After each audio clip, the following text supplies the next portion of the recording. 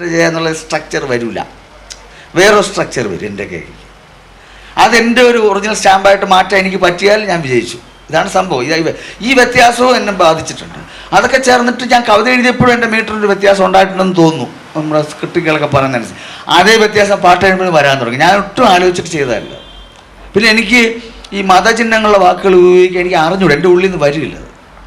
അതുകൊണ്ട് എൻ്റെ പാട്ടുകളിൽ പലപ്പോഴും റിലീജിയസ് കൊണോട്ടേഷൻ അല്ലെങ്കിൽ ക്ഷേത്രകേന്ദ്രീകൃതമായ കേരളീയതയുടേതായ അംശങ്ങൾ. കാര്യം നമ്മുടെ കവിതയെക്കാളും കൂടി പാട്ടുകളിലാണ്.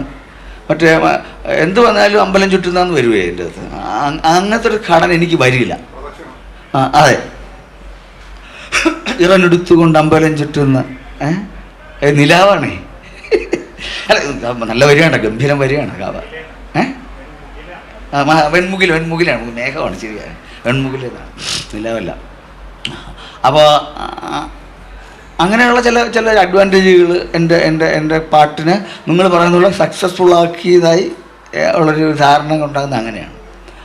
എന്തായാലും പ്രയാസമല്ല, എനിക്കൊന്ന് അഡ്വാൻറ്റേജ് തന്നെയാണ്. ഈ നമ്മൾ മീറ്റർ, പ്രത്യേകിച്ചും സാൻസ്ക്രിറ്റ് മീറ്റർ പാട്ട് ഇപ്പോൾ ട്യൂണിനനുസരിച്ചാണ് ഞങ്ങളൊക്കെ പാട്ട് എഴുതുന്നത് കൂടുതലും. അത് ഞാൻ സംസ്കൃത വർണ്ണവൃത്തം എഴുതി ശീലിക്കുന്നവർക്ക് എളുപ്പമായത് പറ്റും.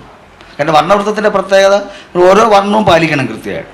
താളം വെച്ച് പറ്റും, താളം വെച്ചായാലും തെറ്റിപ്പോകാൻ സാധ്യത കൂടുതലാണ് വർണ്ണവൃത്തം ചെയ്യുമ്പോൾ. തെറ്റാതെ വർണ്ണവൃത്തം എഴുതുന്ന ശീലം ഉള്ള ഒരാൾക്ക് ഏത് കോംപ്ലിക്കേറ്റഡ് ആയിട്ടുള്ള റോക്കും റാപ്പും എഴുതാൻ പറ്റും എന്നാണ് എൻ്റെ ഒരു തോന്നൽ. പക്ഷേ കവികൾക്ക് എല്ലാവർക്കും ഇത് വഴങ്ങാത്തതിന് പ്രത്യേകിച്ച് ന്യായമൊന്നുമില്ല. ഒരു തരം സ്വഭാവ വിശേഷം എന്ന് മാത്രമേ പറയാൻ പറ്റൂ.